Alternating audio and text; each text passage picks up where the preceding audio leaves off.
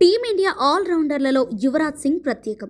Bharat 2007లో T20 ప్రపంచ cup, 2011లో one day world cup గెలవటంలో ఈ చండీగఢ్ స్టార్ది కీలక పాత్ర. ముఖ్యంగా సొంత గడ్డపై 50 ఓవర్ల ఫార్మాట్లో జరిగిన ప్రపంచ కప్ టోర్నీలో 362 పరుగులు చేయడంతో పాటు 15 వికెట్లు తీసి ప్లేయర్ ఆఫ్ ది సిరీస్గా నిలిచాడు. ఇక ఈ 2 ఐసీసీ ట్రోఫీలను మహేంద్ర సింగ్ ధోని సారథ్యంలోనే టీమిండియా గెలుచుకోవడం విశేషం.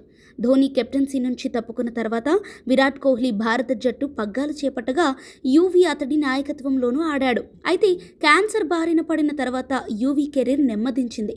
ఈ క్రమంలో 2017లో టీమిండియా తరపున ఈ బ్యాటింగ్ ఆల్రౌండర్ తన చివరి మ్యాచ్ ఆడేశాడు. ఆ తర్వాత 2 ఏళ్లకు రిటైర్మెంట్ ప్రకటించాడు. ఈ పరిణామాల నేపథ్యంలో యువీ తండ్రి కోచ్ యోగరాజ్ సింగ్ ధోని, కోహ్లీలను ఉద్దేశించి సంచలన వ్యాఖ్యలు చేశాడు.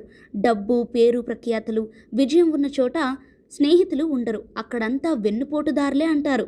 అభివృద్ధి పదంలో ముందుకు సాగిపోతూ ఉంటే వెనక్కి లాగాలని ప్రయత్నిస్తుంటారు. చాలామందికి యువరాజ్ సింగ్ అంటే భయం. అతడు తనకున్న ప్రతిభతో తమ స్థానాల్ని ఎక్కడ ఆక్రమిస్తాడేమోనని అభద్రతా భావం. యువీ దేవుడు సృష్టించిన గొప్ప ఆటగాడు, గ్రేటెస్ట్ ఆఫ్ గ్రేట్ ప్లేయర్స్.